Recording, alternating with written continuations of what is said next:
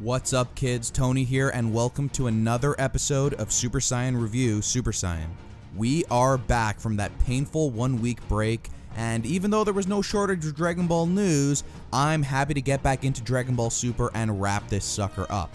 Today, we're taking a look at episode 130 of Dragon Ball Super titled, An Unprecedented Super Showdown, the Ultimate Survival Battle. Let's not waste any more time and get right into that episode recap. Goku has mastered Ultra Instinct, and he basically tells Jiren that he's about to catch an ass whooping. Goku dashes in and cuts Jiren open right on his face. He goes after Goku wildly but can't land any hits. This portion of the episode was clearly animated by Tate, and it looks incredible. Like, his style really shows here, and it's really nice. For the first time, we're seeing Jiren really struggle. He's visibly pissed off, and he's getting completely wrecked by Goku at this point without even landing a single hit. Jiren reflects back on his tragic past and gives Goku the speech about how victory is the only thing that matters. At this point, he powers up so hard that his freaking shirt just explodes off. And now we have the battle between two beefcakes, shirtless Goku versus shirtless Jiren. These guys are both just freaking ripped. This is a good thing because everyone knows that fights are always better when you aren't wearing shirts. Jiren just looks intense as hell, and for some reason the entire Tournament of Power stage is just on fire at this point. I'm not sure exactly why it's on fire, but it definitely looks cool, so I'll allow it.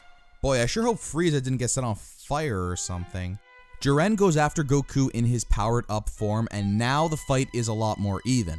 Jiren even begins to take control, and Goku is put on the defensive trying to dodge his ki blasts.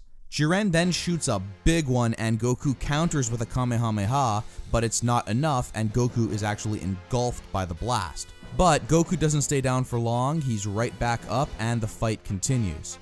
Jiren can't believe Goku still has this much strength, even though this is like the 8th time Goku has recovered from near death in this tournament. I don't know. Jiren's memory ain't so great. Jiren lands a nasty shot to the back and sends Goku into the ground with a massive ki blast, and at this point Goku does struggle to get back to his feet. Now the two are pretty much going completely even. We then get this really cheesy speech from everyone on the sidelines explaining that Goku keeps getting up because he's fighting for all of his friends, and his friends give him all of his energy. We get a couple of shots here from Dragon Ball and Dragon Ball Z redrawn in the new style, and I gotta say that looked pretty damn cool. Goku and Jiren continue to go even here, and in my notes I just wrote, "This fight just looks really good." The direction and animation is great throughout this entire episode, the fight choreography is hard hitting, and it's all just really satisfying to watch. Goku knocks Jiren into some rocks, and once again the momentum swings in Goku's favor. Jiren is really pissed off that Goku is fighting for his friends because Jiren has trust issues. So he shoots a giant ki blast towards the stands in an attempt to murder everyone, but Goku manages to deflect it away. But now, Goku is pissed. He goes after Jiren with full force and just punches him in the face. This looks really awesome. However, the best part of the episode comes from shirtless Vegeta, who is watching on the sidelines. He fist pumps in recognition that Kakarot is about to finish the job, and he flexes so hard here. It is completely unnecessary, but also so great. I love it. So Goku shoots a full power Kamehameha at Jiren, and he just gets completely messed up. It's hard to believe, but it looks like Jiren is finally done. He tells Goku, "Just finish me and knock me off the stage. It's over." Just as he's about to finish him, everything goes black and red in this really stunning visual trick, and Goku just keels over and is in excruciating pain. It looks like he's lost control over his Ultra Instinct power at the very worst time and is basically paralyzed by the pain. So Jiren gets up and explains that he doesn't want it to end this way, but that's the way it has to be. so he blows Goku off the stage. But no! Goku is deflected onto a piece of rock by none other than Golden Frieza. Oh my god, I did not see this coming.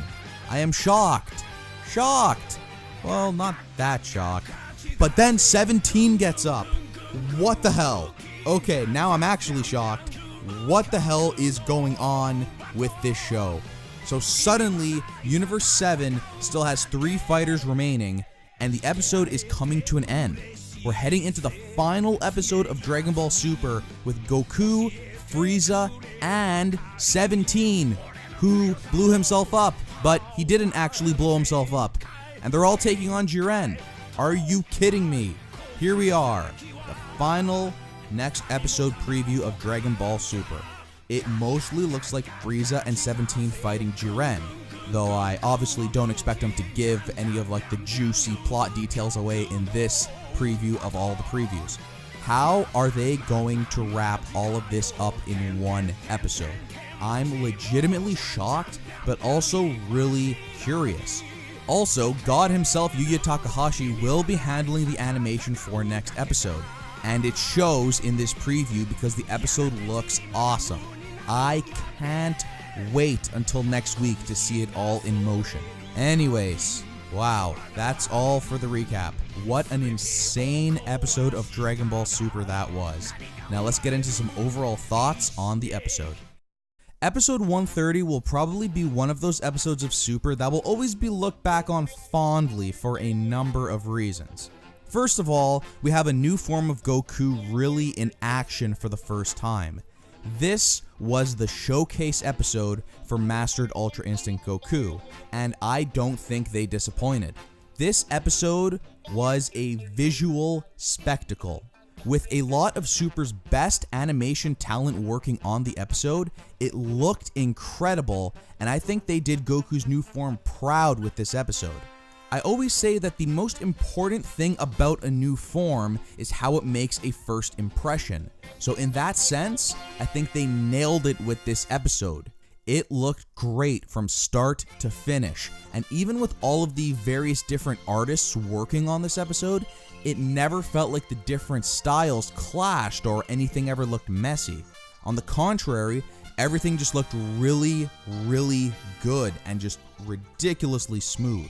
I don't know if there's too much to talk about for this episode, as it really was just a showcase for Goku and Jiren.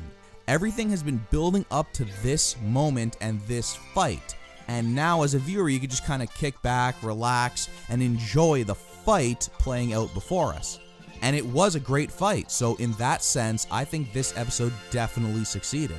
It was really just a joy to watch. However, there is one big talking point, of course, and that is the sudden appearance of not only Frieza at the end of the episode, but Android 17.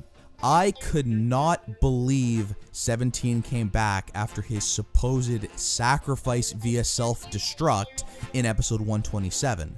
It seemed pretty cut and dry that 17 was gone after that, but I guess he somehow survived and has been hiding this entire time, just like Frieza.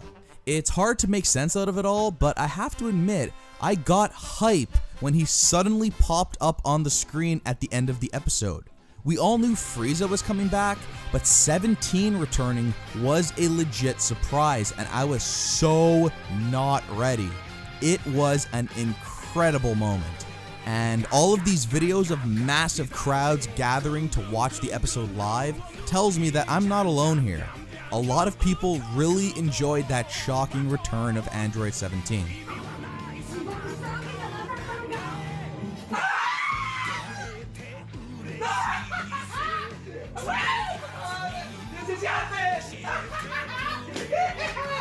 In the end, I think it's really crazy that we're actually bringing back more characters for the very last episode of Super. I thought Goku was going to handle business as the time remaining in the Tournament of Power expired, but once again, Super is subverting expectations. I look forward to seeing exactly how they're going to handle all of this and conclude the series in a 22-minute episode. It feels like they have a ton of stuff to cover in this final episode. This episode is definitely a 4 out of 5 for me. Just super exciting, hype, satisfying, well animated, and an ending for the ages that has the fandom collectively losing their shit. I love it. They definitely set up some crazy stuff here, and I'm definitely intrigued going into the final episode of Dragon Ball Super. And that's about all for today. It's all come down to this. Episode 131 of Dragon Ball Super. A miraculous conclusion. Farewell, Goku, until the day we meet again. The final episode of Dragon Ball Super. Oh my god. Join me at this very same time next week for the final Super Saiyan Review Super Saiyan for Dragon Ball Super. This is going to be a good one. In the meantime, please hit that like button and subscribe to my channel, because even with Dragon Ball Super coming to an end, there is no shortage of Dragon Ball related news and fun, all of which will be covered here on the channel. I have a bunch of Dragon Ball FighterZ mod videos still on the way, and with Super coming to an end, it's only a matter of time before the big marketing push for the new movie begins.